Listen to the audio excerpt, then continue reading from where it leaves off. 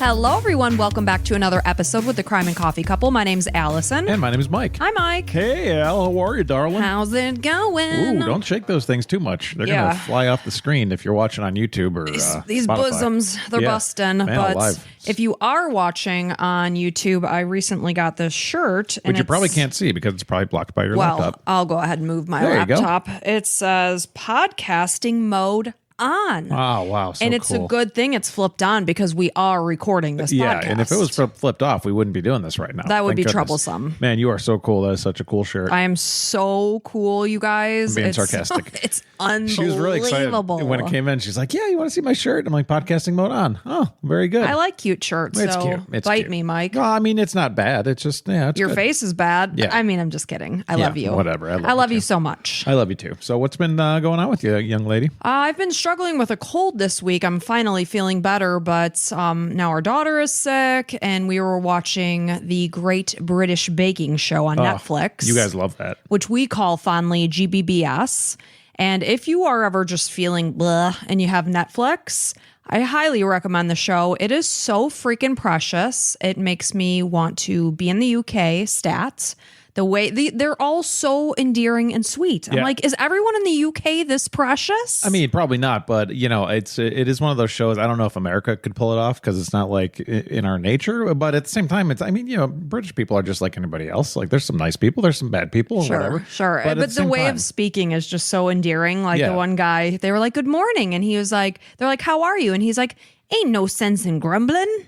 I'm like, oh, I mean, that just charms my heart. It is adorable. And the music's really nice. It's very calming. Like, the whole thing's calming. So calming. They're all nice to each other. They have funny little jokes. It's good. If you ever want to take your stress level to here, which I'm holding my hand up high, down to here, because I normally keep my stress levels up nice and high. Right, always. But that show calms me. Yeah. And speaking of calming, I thought it was kind of cool. I was watching TikTok the other day. And Bryce Harper, he's a famous baseball player, and he was doing some TikToks, and he showed that you can make like a bagel with like 3 ingredients. And I'm like, well, we love bagels, and I'm happy to throw together something. And it was just like flour, Greek yogurt, and baking soda. No, baking powder. Baking powder, I'm sorry. Mike always gets those two mixed up, but it's baking powder. Yeah, baking powder. Thank you. So I threw them together. I'll put the ingredients down in the show notes. And you have like freshly baked bagels in like 30 minutes, basically. And you tracked them out on our chronometer calorie tracking system. I think you said they were like 100 calories. Like, depending how big you make each one, 100, 150, something like that. So it's not too bad. And delicious. Like, not as good as a homemade, like a bagel at a shop, but I mean, pretty darn good if you're making bagels. I was impressed. And again, like you say, I am a bagel fanatic. It's one of my favorite foods in the entire world. It's weird. Like, it's just bread, right? But like, you just love bagels. It's something about them. And our daughter recently discovered her love of bagels. Really? She's like, now I see what you're saying. I just love bagels. You don't think about it, but it's like the crispy on the outside and soft on the inside, like a freshly baked bagel. Oh man, it's so good. And I don't know if you mentioned, but we did in 1996. That's where we met. Was at Brugger's Bagels. Yeah, I just wanted to work. I mean, we probably told the story at least once, but I just wanted to like meet some girls and just work and make some money. I think I was making $4.75 an hour. I don't even remember. $4.75 an hour. It's a little bit different these days, but that's how old we are. But yeah, I just want to meet some girls and like start hanging out. And lo and behold, I met my wife. You poor thing. We made out in the cooler a few times. We did. Yeah, it was fun. Wow. And right now it's later in the day that we're recording this, so I'm not drinking coffee. But if you're looking for an alcohol-free drink that's a little different and exciting, I'm drinking this. It's called Free AF. No, we are not getting sponsored. They have different flavors, Paloma and things like that. I'm drinking the gin and tonic. When I used to drink alcohol a couple years ago, I used to love gin and tonics. Yeah, you did. So like, Super Bowl's coming up if you want to bring something fun.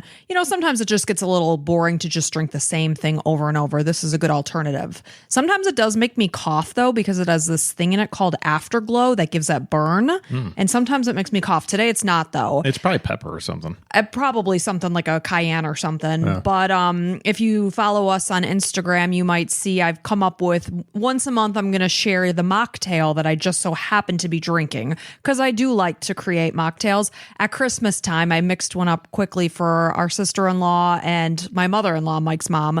And just on a whim, they were like, oh, what's this called? And I was like, the mistletoe sipper. Yeah. So I just like to do fun things like that, drinks, and come up with cute names. So the one I did for January was the berry sparkler. Yeah. Very nice. You did a good job. And we'll continue to do those every month. Yeah. Mike's like, oh, good. Add another thing to your plate. Like, I don't want her to get too stressed out because this is already a lot, and whatever. It's fine. Yeah, it's only life, right? It's just life. Who cares? Speaking of life, so real quick, our son, he just turned 16 in September, and now his friend, who's also 16, is driving. And so for the first time ever, he was like, could Alex come pick me up? And we're like, and you just leave? Like, just like that? Like, there's no parents involved? And Mama's bird has left the nest. Yeah, I'm like, Allison, it's got to happen at some point. And his best friend's like a really good kid. So. We love him. We've known him since he was in 3rd grade, and now they're sophomores in high school. So we love his parents. He's a great kid on the baseball team, et cetera, et cetera. Trust him completely. Yeah. So it's like if ever he's going to fly from the nest with someone, his friend is the one to be. Yeah. But yeah, it's just kind of a big deal, I think. Absolutely. And now our son is 16, and does he have his license yet? No. Does this make us bad parents? Probably. Also, part of the reason is it's super expensive to get an insured driver at 16 years old. I think it's going to add $500 a month to our bill. So who has $500 a month? I don't know. But he's going to drive. I'd like him to have his license by March. Let's just put him in diapers. March of 2020, 2025, Mike, not 2029. Once he moves out, this is the epitome of cheapskapery when you are trying to box your child and clip its wings because you don't want to pay for car insurance. I'm sorry to tell you this, but that's part of life. Yeah, it's so much. Good Lord, this is the sort of conversations that I find myself happening. $6,000 yeah, it's called a year. Part of life. It's called part of life. And then we have another kid. Like, whose idea was kids? Such a horrible idea. It was our idea. Oh, gosh. So on that note, shall we get started? Yeah, let's do it. All right. So this is a case I have heard of in reference to the name the Delphi Murders. And if people will say, like, where have you guys been hiding? We don't watch the news very often in this house. I certainly don't. I will admit to that. So this is a case that I really learned by doing this research, but this is the murders of Libby German and Abby Williams. And this is a listener suggestion from Natalie. So thank you, Natalie. So since Monday, February 13th, 2017 was such an unseasonably warm, beautiful day in Indiana. So keep in mind, this is February in Indiana. You would expect it to be frigid cold. But on this day, it was gorgeous. And on top of that, the girls did not have school that day. So 14-year-old Libby German and 13-year-old Abby Williams, they decided to head out for a walk along the beautiful Delphi Historic Trail in the small town of Delphi, Indiana. And this is a community with just over 3,000 residents. And sadly, they never returned home from this walk. So a video was later recovered from Libby's cell phone that she recorded on the afternoon that the girls vanished, and it went on to help solve this case. But it did take time. The case wasn't actually solved for another 8 years, despite the fact that from the get-go, there was a decent amount of solid evidence, including images of a person that the police believed were their killers. And you said 2017, so yes. Like usually, images and everything and all this technology we have, usually that's pretty quick. You would think. So the residents of Delphi were shocked by their deaths, and their small Midwest town was forever changed. Something like this when 2 sweet teenage girls are brutally murdered in a small town, it takes away such a sense of safety and just makes people so uneasy, on top of the fact that the person who did this was not caught for 8 years. Yeah. So you could potentially be living amongst a killer. And police believed that the person who did this to the girls was local. So you can imagine that people were living in fear. Yeah. So Liberty or Libby German and Abigail or Abby Williams, they were 2 best friends. They were 8th grade students at Delphi Community Middle School, and they had a shared love for art and sports. And since the girls had a 4-day weekend and they were off of school from Friday to Monday, this is February 13th, 2017, they decided to arrange a sleepover. And we have a daughter right in this age range. She's 13, and Girls are gaga for sleepovers. I've come to find that. And I used to have sleepovers all the time too. So they were going to do the sleepover for Sunday at Libby's house. So Libby German was born on December 27th, 2002 in Lafayette, Indiana to parents Derek and Carrie. And she spent much of her free time swimming, playing volleyball, soccer, and softball, very active, very much into sports. She also loved photography. She played the saxophone in her middle school's band. Libby adored going on vacation. She loved doing crafts and painting. And according to her grandparents, she absolutely, truly loved life. And in the short time that she did live, she wanted to get as much out of the world and out of life as she possibly could. And Abby Williams, she was born on June 23rd, 2003 in Michigan. She lived with her mother. This is Anna Williams. And according to Anna, her daughter was a truly spectacularly amazing person who just cared about other people. And she wanted to be there to help others in any way that she possibly could. The type of girl that if she saw someone was down, she would want to bring them up. And like Libby, she also played the saxophone in the school band. She was on the volleyball team. And she loved reading, camping, spending time outdoors. She adored animals, especially her cat Bongo. And she loved photography as well as art, drawing, and she even helped decorate the home that she shared with her mom. So on Sunday, February 12th, 2017, this is one day before the girls vanished. Like I said, the girls had arranged a sleepover and they were spending the night at Libby's house. So now when they woke up the next morning, this is Monday morning, Libby's father, Derek German, he made the girls banana pancakes. And this is definitely something I could see Mike doing. Absolutely. Right after the Jack Johnson song, making right. banana pancakes. Yeah, our daughter used to think when Jack Johnson's song came on that it was Mickey banana pancakes. Mickey banana pancakes, pretending it's the weekend. So whenever you do make us banana pancakes, we always play that song. So when I thought of that when I was doing the research. But this is just something that's just so classic in a house. You know, he's cooking for these teenage girls that are just having this cute little sleepover. And then later in the day, Libby's older sister, this is Kelsey, she dropped the girls off at the Monon High Bridge Trail off of County Road 300 North shortly after 1:40 p.m. And the timeline gets solidified by their phone. And at 1:41 p.m., Libby posted a photo to Snapchat of herself and Abby. They were still in Kelsey's car at this time, probably snapped the photo just as they were getting ready to climb out. So since the trail where they were headed was really picturesque, it was cool. The girls, teenage girls, this is another thing I've discovered. They love to do these like impromptu photo shoots. So this was something they were going to do. They were going to be out in nature, win-win-win. It's a beautiful day. They're together. They're taking photos. They both love to take photos and then post to social media. So the girls also wanted to take advantage, like I said, of the unseasonably warm weather. The temperatures that day, despite it being February, were actually 50 degrees. So they were going to go for a hike. And as the girls climbed out of Kelsey's car, Libby told her sister that she loved her. And sadly, this was the last time Kelsey ever saw Libby alive. So investigators were able to trace the girls' movements at the trail after they vanished using cell phone data. So at 1:38 p.m., Libby called her dad, who she named Daddy-O in her contact list. And she was calling her dad to arrange the time that he was going to come and get them at the trail later that day. He told his daughter that he was in Frankfurt and he wouldn't be able to get there for a couple of hours. So Derek arrived at the trail at about 3 p.m., but there was no sign of Libby or Abby at the arranged spot that they had chosen to be picked up at.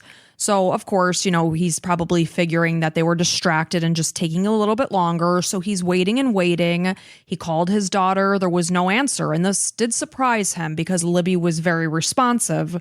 When he would call her, she was known to pick up right away. Especially teenage kids always being attracted or attached to their phones and social media. Right. And especially because they had arranged this time and she wasn't there. Yeah. So he's waiting and waiting and there was still no sign of the girls. So, of course, you know, he's getting worried and calling out their names and whatnot. So Derek contacted family members, probably too, to see if they had heard from the girls. Was there a change of plans that I missed? He's looking for them. He's walking along the trails, calling out their names. And they continuously tried calling the girls from 4 p.m. until late into the night as they searched the area in hopes that they would find them. So initially, when there was no sign of the girls, the first concern was that maybe the girls had injured themselves. So they were planning on walking along what I had mentioned was the Monon High Bridge. And this is an abandoned railroad bridge that crosses Deer Creek, and it actually is really high. And I was wondering, looking at the pictures, if it would be something that you would even walk over, Mike. It's 63 feet high above Deer Creek. And in the pictures, I mean, it looks really high to me. I'm afraid of heights. That's why you're asking. So that's their first concern, is that maybe they fell, they got injured. So still with no sign of Libby and Abby, the Carroll County Sheriff's Office responded to a call about the missing girls at around 5:15 p.m. So their families, community members, and investigators searched the area. They were scouring the location around the Monon High Bridge and then further downstream of Deer Creek, desperately searching and just hoping to find them. Yeah. So a man named Brad Weber, who owns a property near the trail, said that he was awoken at 5 p.m. to a sheriff deputy knocking on his front door and requesting that his property be searched because it was right in this location. And the search then was called off somewhere around 10:30 to 11 o'clock at night, maybe midnight.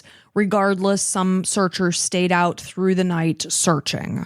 So the search for Libby and Abby picked back up first thing in the morning, as the sun is rising on Tuesday morning.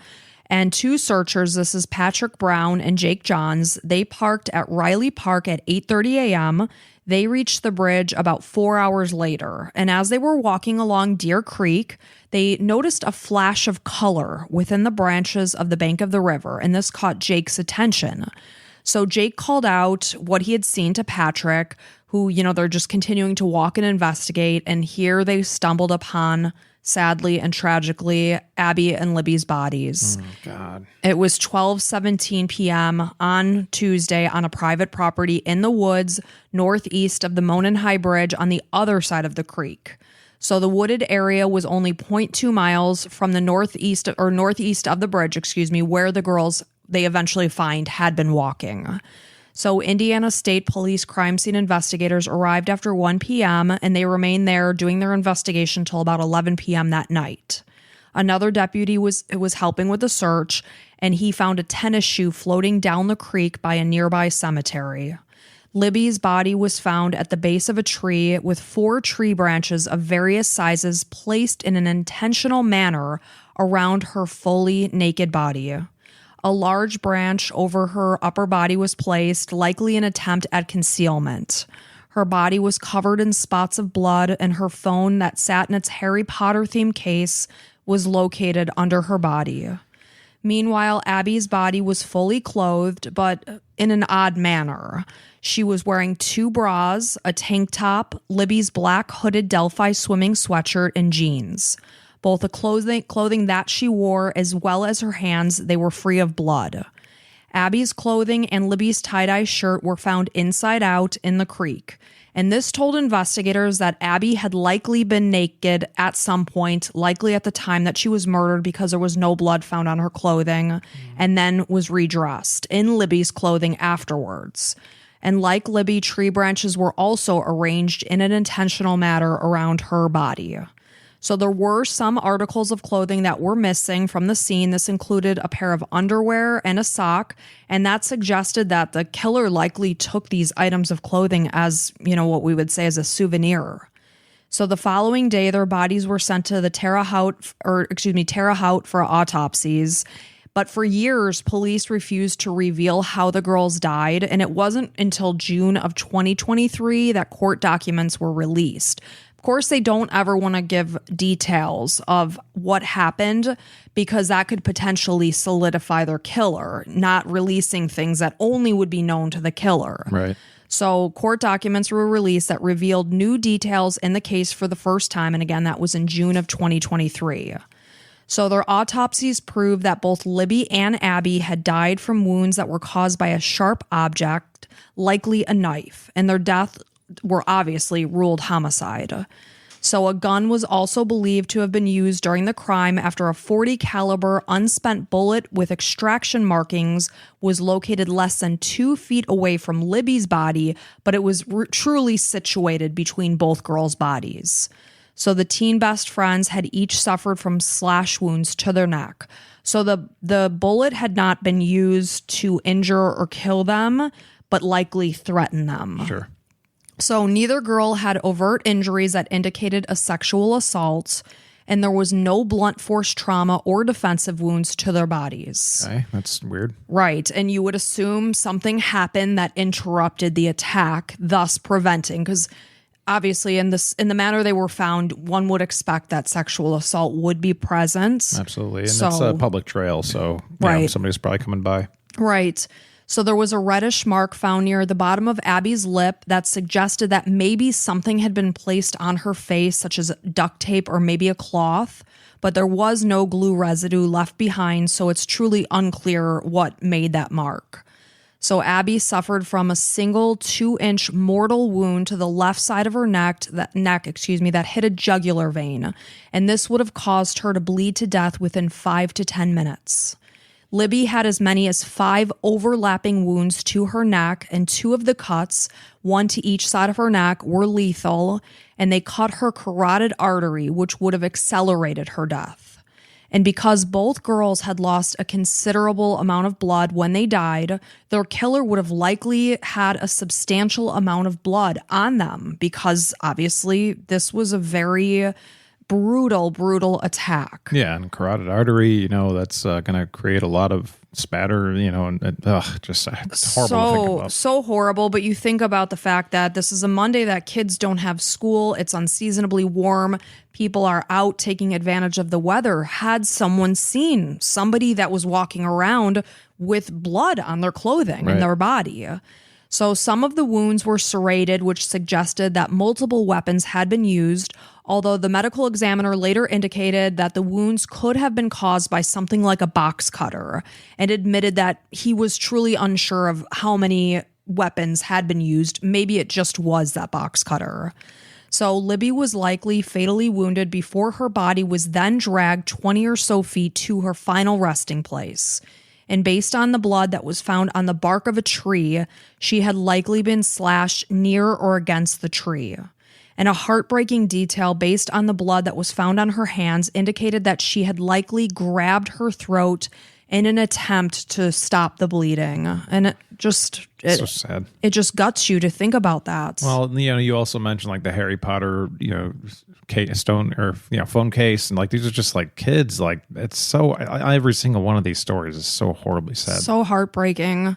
So blood that was found on her foot was consistent with her walking through her blood. So, God, it's just so hard to think that this happened. So it's clear that at some point in time, Libby had been standing after she had been slashed, and it was consistent also with blood stains that were on her torso and on her thighs that show that then later she was at a seated position. So as investigators analyzed Libby's iPhone 6S, they were able to establish a timeline sequence of events that told them what Libby or the phone user had been doing and what the phone was doing behind the scenes.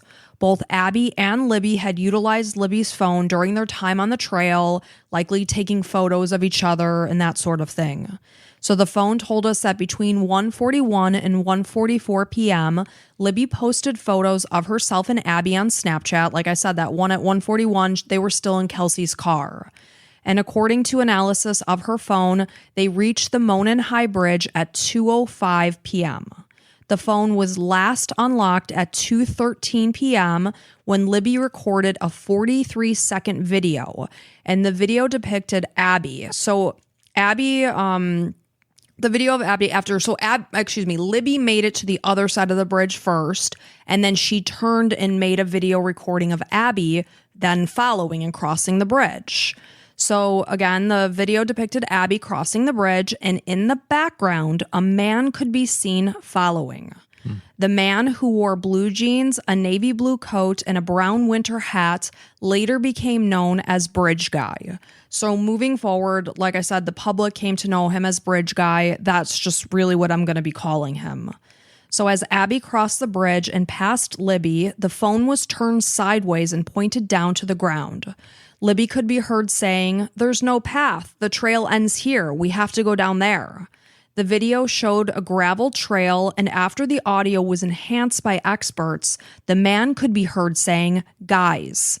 And Abby said, "Hi." And the man responded, "Down the hill." Guys. Down the hill. Guys. Down the hill. Guys. Down the hill. Oh my God. So very chilling that police are likely looking at the person who was responsible for ending their lives. Yeah. And their families were interviewed and said that it's likely that Libby filmed this video because she felt uncomfortable with the fact that they're in this isolated trail and there's this guy walking there. So maybe she filmed the video intentionally because she felt uneasy. That's Smart. possible. Yeah.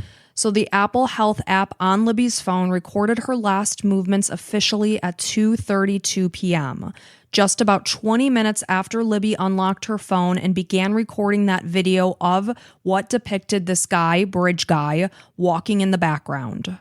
Libby's grandmother, Becky Patty, went on to text Libby at 4:06 p.m. and said, "You need to call me now." After that time, Libby's phone did not receive further SMS messages until the following morning, but the phone did receive iMessages. At 4:33 a.m., messages suddenly come pouring through with about 15 SMS messages. This indicates that her phone connected to local cell towers at the time. So the phone never moved after 2:32 p.m. We know it was found under Libby's body.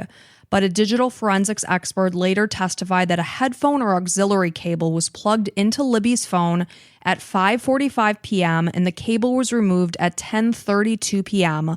So obviously that is really confusing. Somebody had her phone, somebody was plugging things in, but it is very possible that it was water or dirt that had actually gotten into the port, not an auxiliary cable. I mean, it's a big difference. Big difference.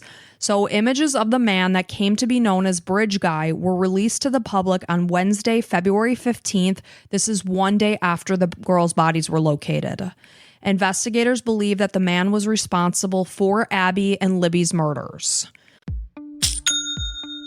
Nobody does selling better than Shopify. Shopify is the home of the #1 checkout on the planet. And the not-so-secret secret, with Shop Pay that boosts conversions up to 50%, meaning way less carts go abandoned and way more sales going through. So if you're into growing your business, your commerce platform better be ready to sell wherever your customers are scrolling or strolling. On the web, in your store, in their feed, and everywhere in between. Businesses that sell more, sell on Shopify. Upgrade your business and get the same checkout that Skims uses. Sign up for your $1 per month trial period for 3 months at shopify.com/Westwood1, all lowercase. Go to shopify.com/Westwood1 to upgrade your selling today. Shopify.com/Westwood1. So 1 week later, it was February 22nd, and the Indiana State Police released the audio recording of the male voice that was heard on Libby's video that was saying, "Down the hill." So based on the area where the girls were located, investigators suspected that the man was likely local. This wasn't a place that, in February, random people are just coming to and hiking. Yeah, not a touristy area. Right. It's likely that they were very familiar with this spot and probably had walked this area before. So 4 witnesses who had also been out on the trail that day came forward, and each had seen Abby and Libby as well as Bridge Guy. So 16-year-old Raleigh Voorhees knew of Libby and Abby. She wasn't close friends with the girls, but she knew of them. So she decided to go to the bridge that day. Again, the weather was beautiful. There wasn't school. So she walked from her dad's house with her half-sister, and they picked up her friend. This is Bree Wilbur. And they got her sister from her mom's house on the way to the trail. And the 4 girls were on the bridge, all 4 of them. They were taking photos, and then they decided to head home. So as they began to make their way home, Raleigh noticed Bridge Guy walking on the trail and remembers him clearly since she noticed that he just seemed overdressed for the warm weather. He wore a heavy coat, a hooded sweatshirt, and a hat, and he had his hands in his pockets as he walked. So as the girls came upon the man, they just shouted out a greeting, "Oh, hello," but he only glared back at them. And in their opinion, they had like their own little discussion. He doesn't seem like a very happy person. Yeah. So when Raleigh realized that Abby and Libby were missing, she thought maybe that guy they saw on the trail had something to do with it. So she contacted police on February 15th. This is the day after the girls' bodies were found. And then police released the video, or the photo, I should say, of Bridge Guy that was on Libby's phone. And she said, yeah, that's the guy that we called out hello to. Okay, so more evidence. Right. So Raleigh initially told the police that she saw the man on the trail at 2:15 in a wooded area near the Freedom Bridge, but that didn't line up with the timeline that Libby officially recorded her video, which was at 2:13 p.m. because the locations were about 0.7 miles apart. That's pretty far, yeah. So they were able to realize that she was just incorrect in that. So her friend Bree Wilbur, who was, out on the trail with her that day, she was able to shed more light on the true timeline. Bree was friends with Libby's sister Kelsey. She was also friends with Libby on Snapchat. So while she and her friends were out and about, they're walking home from the Monon High Bridge, Libby actually sent a message to Bree on Snapchat in response to a photo that she posted of herself on the bridge. So obviously Libby saw the photo of Bree and she's like, oh, we're in the same location. So she asked Bree if they were still there, and Bree responded, no, we just left minutes earlier. So Bree saved a photo that had a timestamp on it. That's how they figured out the actual timeline. So she took this photo with her friends at 1:26 p.m., which was close to the time that they passed this man that they were sure was Bridge Guy. So when they passed him, Bree noticed that he was walking with what she considered to be a purpose, as if he knew where he was going. And after he ignored Raleigh's greeting of hello, Bree just said she got weird vibes from the guy, just creepy. So Bree was with Kelsey later that day when Kelsey got the phone call from her grandma saying, hey, we can't find the girls. So, that's right away they were alerted to the fact that the girls were missing. So she spoke with police that night about the man that she saw out on the trail who wore blue or a black jacket and walked with his head down. So then another woman independent of these teenage girls came forward, and her name is Betsy Blair. She was also out on the trail that day, and during her third loop of the trail, she saw a man on the Monon High Bridge. He was standing on a platform on the right side of the bridge, and on her way back from the Freedom Bridge, she passed then Abby and Libby. Later that day, when she realized that the two girls were missing from the trail, she called the sheriff's department. She said, I saw two girls on the trail as well as a man on the bridge. So then, of course, they're posting photos of Libby and Abby because Betsy does not know them. She said, yes, these are the girls that I saw. Then they post the picture of Bridge Guy. She said, yes, this is the guy I saw. So data from her Fitbit indicated that she had seen him right around 1:30 or 2. So somewhere maybe 10, 15 minutes before Libby started to record this video of him walking. So then another person came forward. This is Richard Allen. He came forward on Thursday, February 16th, 2017. This is 3 days after the girls were murdered. He told investigators that he had been out on the trail on that Monday that the girls disappeared. He was out there between 1:30 and 3:30 p.m. He said that he passed 3 girls as he walked to the Monon High Bridge. So when investigators spoke with a local woman named Sarah Carabaugh, she indicated that she walked the trail daily with her dogs, and she had been out on the trail that Monday, February 13th, and then when she was driving down County Road 300 North, she was near the cemetery right around 4 p.m., and she saw Bridge Guy about 3 feet away from her car, so close. And he was walking in a hunched manner with his hands in his pockets. And when she looked at him, he did not make any eye contact with her. She noticed that his clothing was muddy and there was visible blood on his lower legs, feet, and ankles. Okay. The rest of his body was muddy as if he'd fallen down the hill or into a muddy creek. And she described him as muddy and bloody. And there was some confusion with her reports, but regardless, she clarified that that's what she said. So despite the fact that police had solid video evidence of this man in Libby's video that they fully believe was responsible for Libby and Abby's murders, as well as the fact that they suspected that this person was local, On top of the multiple witness accounts, years ended up going by without arrests. Well, they probably, I mean, there's no like face, right? So it's like it could be any guy.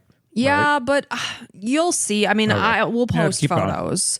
So in May of 2017, an inmate named Ricky Davis came forward to tell authorities that while behind bars, a fellow inmate, this is Ron Logan, confessed to killing Libby and Abby.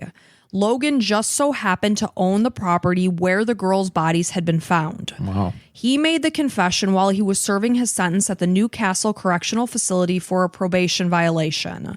So then in June of 2017, Davis wrote and signed a statement that read, "Mr. Logan has made reference to the killings in Delphi, Indiana.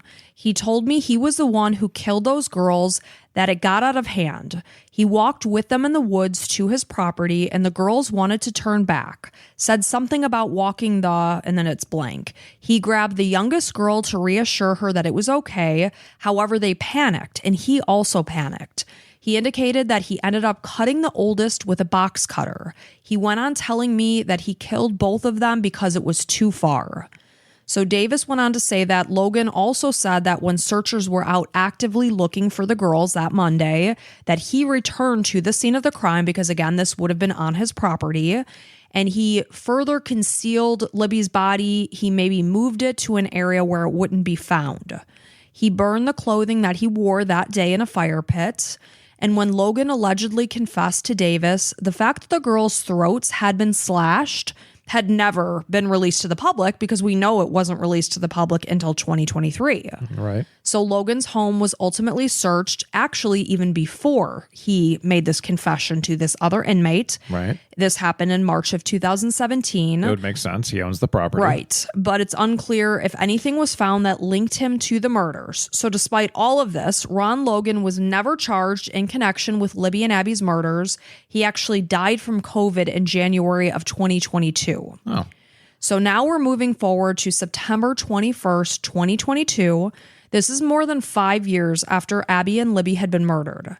So Kathy Shank, who is a retired government employee, she was volunteering as a clerk that was basically there to help with the investigation. She's basically going through tips and things like that. And what are the feelings at this time? Like, does everybody pretty much figure out that, like, they're like, well, the killer died probably, of COVID. That was probably him. We're good.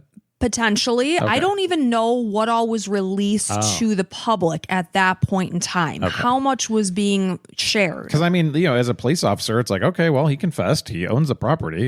He knew that their throats were cut. I mean, Obviously, we pretty much got a case here. Something was missing, Right. that they never arrested him. There was something that was missing there. What that was, I don't know. Okay, go So ahead. I'm doing this research in 2024. That's when Yeah. I researched this case. So what was all released to the public back in 2017, I'm not sure. Right. But, all the way forward to 5 years, this woman, Kathy, is going through a box of tip sheets that were sitting in a desk drawer. And she came across a lead sheet with a man's statement that came forward on February 16th, 2017. A person that came and self-reported being out on the trail on the day that the girls were murdered. I'm so sorry. So this, if you remember the name Richard Allen. Yeah. So again, she's like, oh, okay. So Kathy's reading along the details from Allen's interview, again, February 16th, 2017, and noted that he indicated that he had been on the trail right smack dab in the middle of when we know that the girls were murdered. This is the guy you talked about before, the woman that always walks her dogs every day. Right. Okay. So he told investigators that he was out on the trail that Monday between 1:30 and 3:30 p.m. And on top of that, he reported passing 3 girls who were also out on the trail that day. And Kathy remembered that these girls passed a man that they specifically talked about saying hello to. He didn't respond. He only glared. And they specifically used the words creepy. So Kathy is sitting there, reading this and thinking that maybe Richard Allen is Bridge Guy. So because Richard Allen placed himself at the scene of the crime during the timeline of the murders, Kathy took this tip sheet, this lead report, whatever, and gave it to the then chief deputy of the Carrollwood County Sheriff's Office. This is Tony Lidgett. And after he read through Allen's statement, the tip just stuck out to him because he himself was not aware that anyone had seen the three girls back on the trail in 2017. Truly, this all just kind of got lost. That's why it's good to have new eyes on something. Right. So with this, focus was placed on Richard Allen. Lidgett later admitted that Allen had not been a suspect earlier on, since he said these words himself, that he got lost in the cracks. The tip sheet had simply been misfiled and incorrectly labeled. Because I'm doing this research again in 2024, and I'm like, I don't understand this. This video is released of a person that's walking on the bridge. People have seen this person. This man himself came forward and put himself out there. How did it last to this long? I mean, it was probably literally a sheet, not something in a computer that people could just look up right away. It's probably something sitting there that was in the back of a folder or something. I was baffled that somebody could put themselves at the scene of a crime and not be looked at. Right. Like, you kind of look like Bridge Guy. Right. Hey, guys, anyone else think this matches his description? Anyone else know Richard Allen outside of, does this look like this could be him walking on the bridge? Yeah. And I know, he wanted to put himself there to be like, well, here's my alibi. It wasn't me, but I was here. Because police might think, what kind of an idiot would put himself there? He could have just kept that to himself and no one would know. Right. And kind of smart because he didn't have an alibi because he was probably there. So it's like, okay, well, now I'm just saying I was just a bystander. Right. So investigators went on to interview Allen on October 13th, 2022. This is the first time they had spoken with him since they originally talked to him that February of 2017. Once again, he indicated that he had seen three girls while he was out on the trail. He confirmed that, yes, he did go to the Monon High Bridge where Abby and Libby had been walking. He confirmed that he was wearing blue jeans and a blue or black Carhartt jacket with a hood, as well as a head covering that he said, yes, I physically walked on the bridge that day.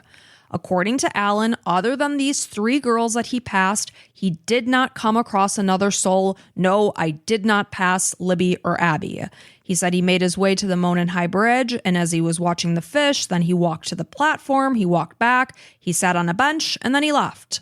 So in 2022 now, when they're talking to him, Allen reported that he was on the bridge at noon and left the area at 1:30, which then would take him out of the equation of being at that location at the time in question when we know that the murder happened sometime between 2:13 when the video started and sometime between 2:32 p.m. when Libby's health data stopped registering any further movement.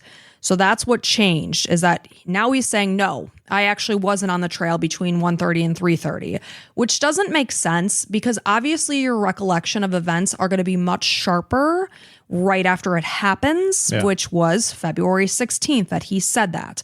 We're talking years later, 5 years later. No, buddy, we're not going to buy it now because if anything, it's changed. So investigators also spoke with Allen's wife, this is Kathy Allen, who confirmed that her husband kept both guns and knives in their home. She also confirmed that he did still own the blue Carhartt jacket in question. So investigators believe that Richard Allen was Bridge Guy, the last person who had any contact with Abby and Libby before they were viciously murdered. Okay, so you got to get his jacket and test the DNA. So with this information, investigators were able to search Allen's property at 1967 North Whiteman Drive in Delphi. So search of his home located the jacket in question, boots, knives, firearms. The Indiana State Police Lab analyzed his Sig Sauer model P226 and determined that the unspent bullet that was found positioned on the ground between Abby and Libby's bodies had been cycled through this very gun. Oh, exact gun. Exact gun. Okay. So when Allen spoke with investigators on October 26, 2022, he indicated that he had purchased the gun back in 2001. He never allowed anyone else to use or borrow it. He had no explanation as to why the bullet had been found by the victims' bodies. He said he had never gone to that particular piece of property. Yes, I walked the bridge. No, I never went to that piece of property. But his gun was there between the two dead girls. Right. Okay. So, I mean, this guy clearly is just plain playing a little cat and mouse game. He's just trying to get caught. And unfortunately, the police didn't bring him in for questioning initially, but now they got him. Right. So he's sitting there saying, I did not know these girls and I had nothing to do with their murders.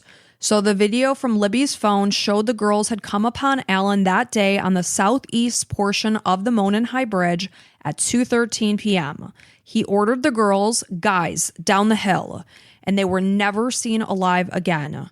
There was no further outgoing communication from Libby's phone.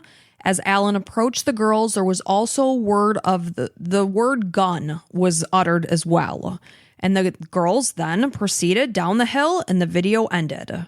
No witnesses saw Alan on the trail after 2:13 p.m. because at that point in time, it is believed that he was actively down in the woods attacking them. And investigators believe that after he killed the two young girls, he went back to his car by walking down the CR 300 North, where Sarah Carbaugh described seeing this man at 4 p.m., muddy and bloody. So Alan was booked on October 26, 2022, in connection with the murders. He was moved to a state facility for his safety. Prior to his arrest, his name had never been publicly linked to this case. He was never a suspect. Never. At the time of the murders, he would have been 44 years old.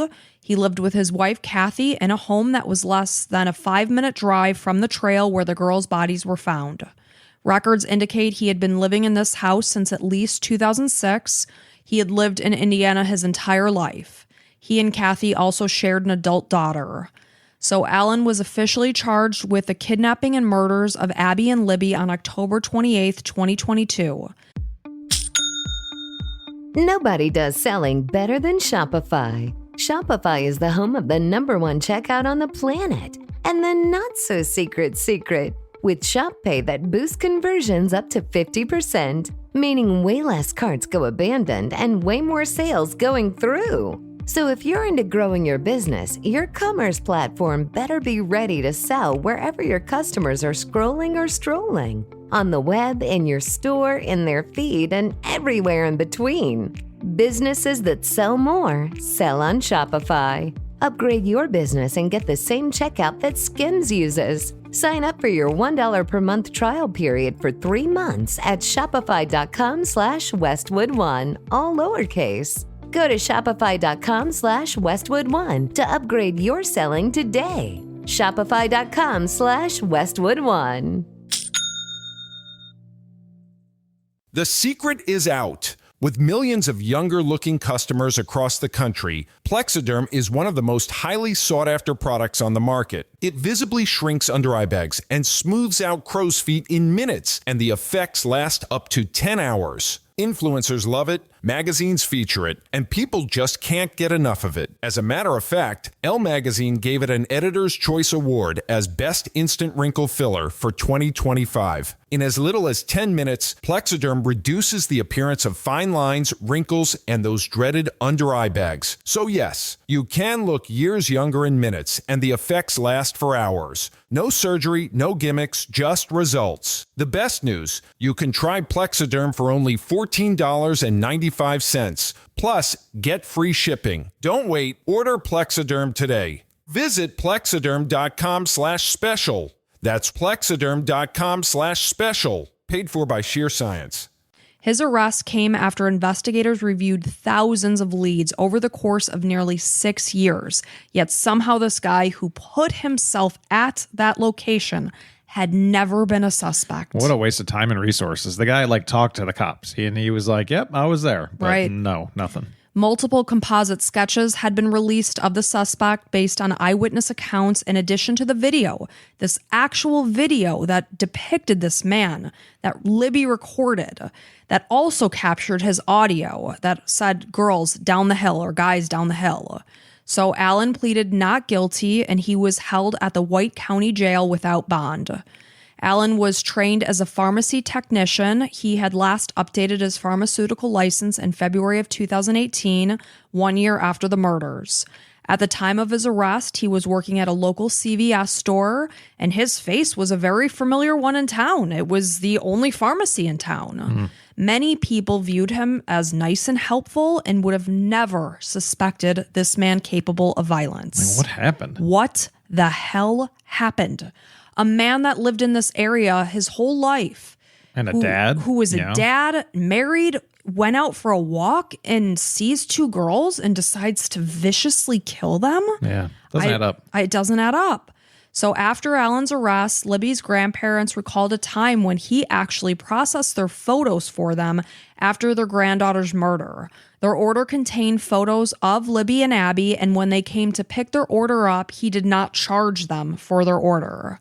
So after his arrest, a chilling photo came to light that Kathy, this is his wife, had posted to Facebook in December of 2021, and the photo depicted herself alongside her husband. It was a selfie.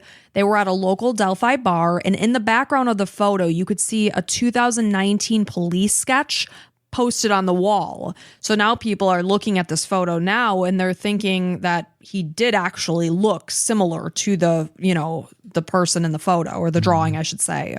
So Kathy posted this photo to social media during the same month that investigators made a fresh appeal. Apparently, they were urging the public to come forward with information about an online catfishing account. At the time, they believed that that was tied to the murders.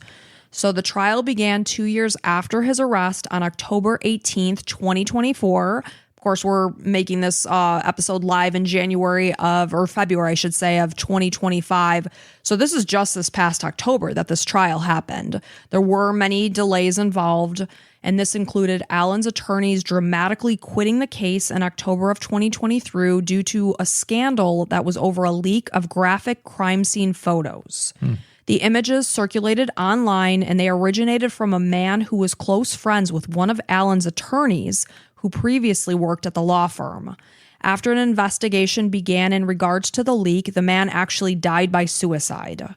Wow. Yeah, so That's crazy, pretty right? major, yeah. So Alan was then assigned to a public defender by the court and then filed a motion to remove themselves from the case after a short time, and then they reinstated his original attorneys. So just this rigmarole that only delayed everything. So jury members were pulled from Allen County since it was a very high-profile case, and the trial itself was held at the Carroll County Courthouse, and no photography was allowed inside. So Indiana State Police Detective Brian Harshman testified that Allen had confessed to the murders on more than 60 occasions since his arrest. Really? Yes, mostly in recorded jailhouse phone calls when he was speaking with his wife.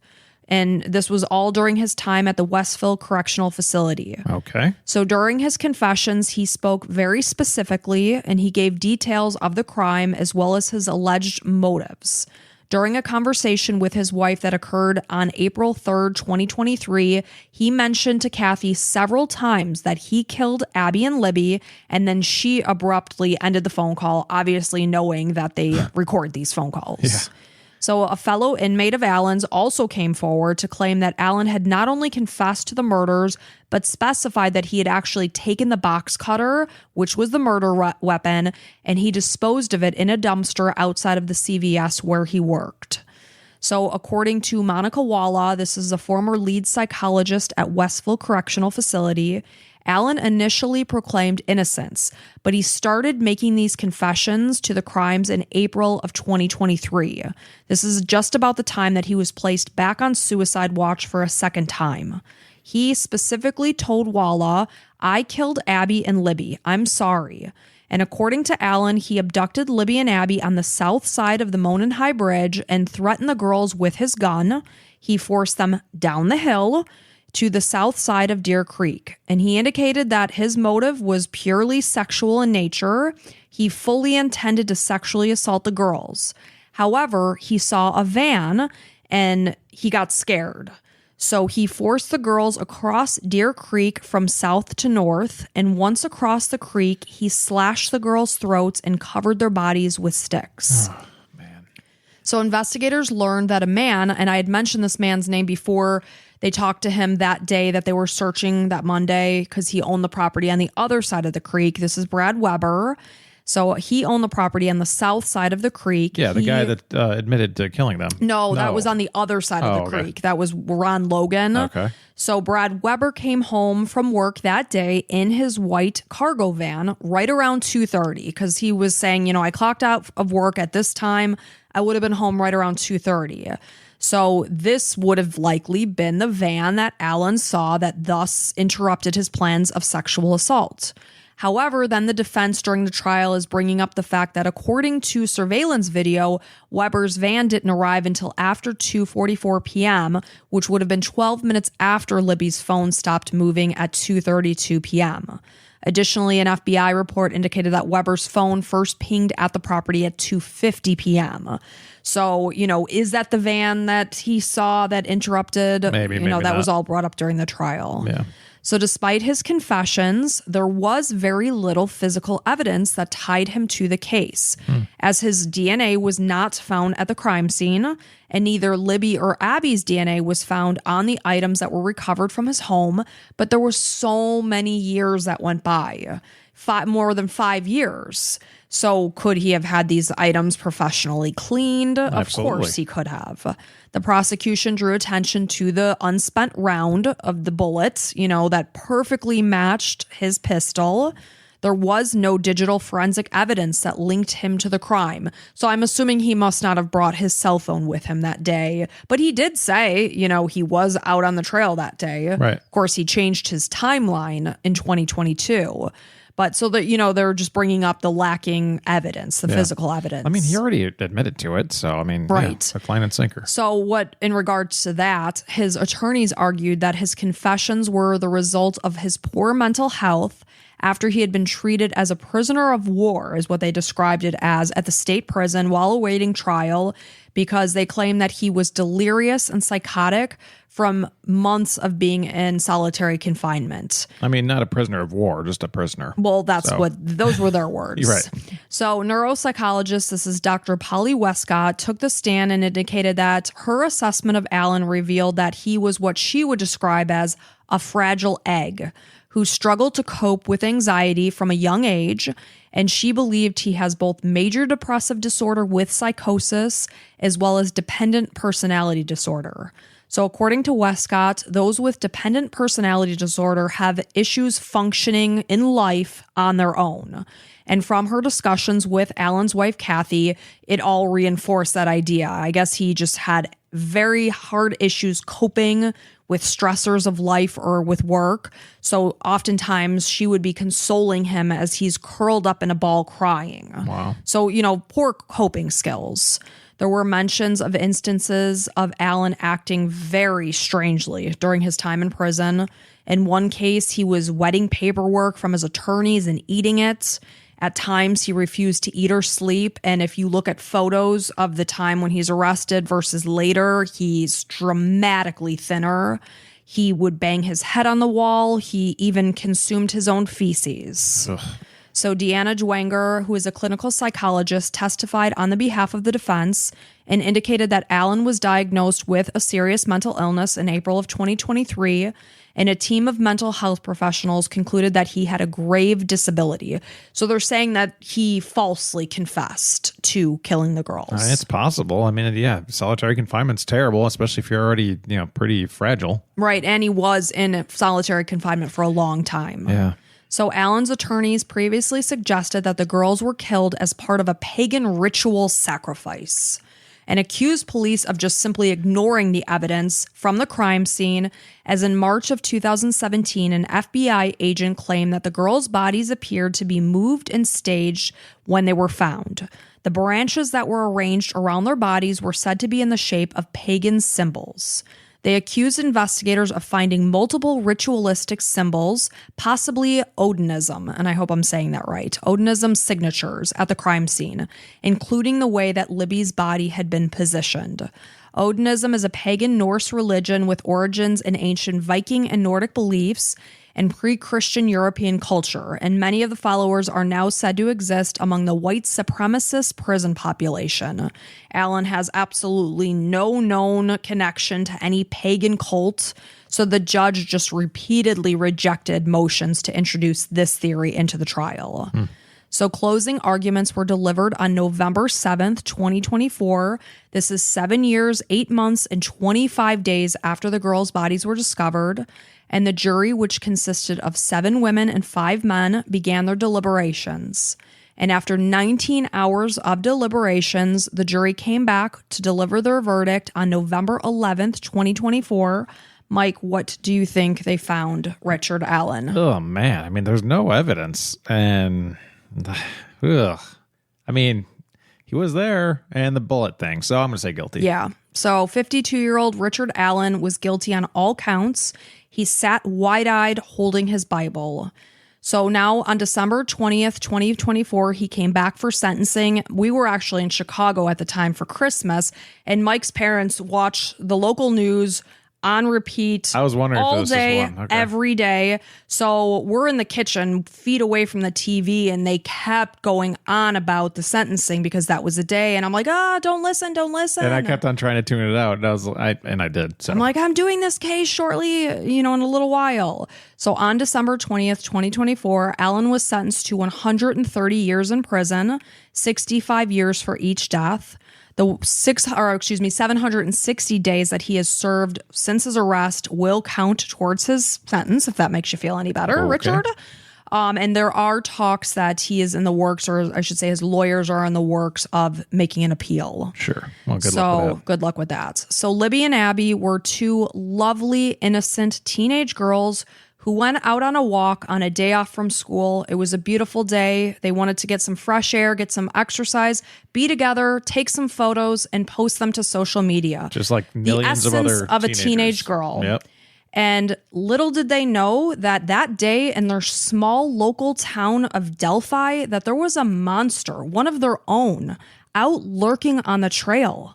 And that is the sad and tragic murders of Libby German and Abby Williams. I've heard so many people refer to the Delphi murders. Delphi Murders. Yeah. And I think a lot of people have suggested it too. And it's because the video evidence was just incredible. I mean, this horrible, horrible thing happens, and the victim recorded their likely killer. So you see his face in it and everything? I mean, it's grainy, but it's pretty damn decent once it's enhanced. Yeah. And does he look like the sketch and everything? It's hard to say because of the way that he was dressed. Yeah, he had the hats, and he did have his head down, his shoulders kind of hunched, and his hands in his pockets. Yeah. But I'm sorry, if you were walking along that trail and that was you in that video, I know your walk, I know your gait, I know your mannerisms. I would be able to say that is Mike Pernecki. Right. Like that's what I can't wrap my head around. So you get to obviously we'll share the video on our YouTube and everything. And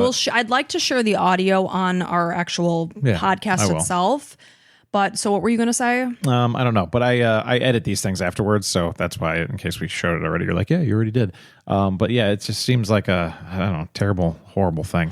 But what I couldn't understand was how, when you have this video being released to the public with audio days after the girls are murdered, and exactly what the police suspected, that it was one of their own, it was a local person. How did someone not be like, oh, you know what? That kind of looks like Richard Allen. Right. And then Richard Allen already put himself out there. He came by on February 16th and said, yep, I was out there smack dab right in the middle of when this happened. How that was just fell through the cracks. Simply that. And I can't believe any evidence. Like, you think that, I thank goodness for that bullet. Because other than that, that's crazy. They couldn't find anything, not a shred of it. Not a shred of. He didn't leave anything behind at the crime scene. And obviously, he was wearing his jacket and everything, so it's probably hard to get skin off of him or whatever. But man, thank God he got caught. And, I know. Just beyond tragic. I am so sorry. I am so brokenhearted for the families and loved ones of these two beautiful teenage girls that are no longer with us, and I'm so sorry that this happened to them. Yeah. And, our hearts are with the German and Williams families. Absolutely. So thank you so much for listening. We really appreciate it. If you love what we do and want to support us, you can go ahead and become a Patreon. You look at the show notes and follow the link, or you can become an Apple subscriber. You can even try us out free for 3 days and get access to over 100 bonus episodes. We come out with a bonus episode every Wednesday. So a free episode every Sunday, and you can enjoy them all. So, and even if you don't have the scratch to toss at us, we totally get that. Money can be tight. Even just coming and subscribing to our show or our YouTube channel is just so greatly appreciated. Even just leaving us a comment is so appreciated. You just being here listening to us. We thank you so much. We were just talking the other day about just how kind our community of listeners are. Oh yeah, they're pretty awesome. You guys are all so cool. So like there's so many good, like, just like very, very nice comments. So like it's all very much appreciated. We want to foster that kind of community, people that give a crap about each other, which is amazing. I was talking to somebody and it's like, these are the worst days in these people's lives, and the family of Libby and Abby, their lives will never be the same again. This is something they have to live with. Unfortunately, this is terrible, terrible story. If it saves one person to listen to the story and be like, oh, just be extra careful, whatever it might be. That's why we tell these stories, Right. And we do try to deliver them with respect, knowing that this happened to human beings, and we never take that lightly. Absolutely. Not ever. So thank you guys so much from the bottom of our hearts. And until next time, bye.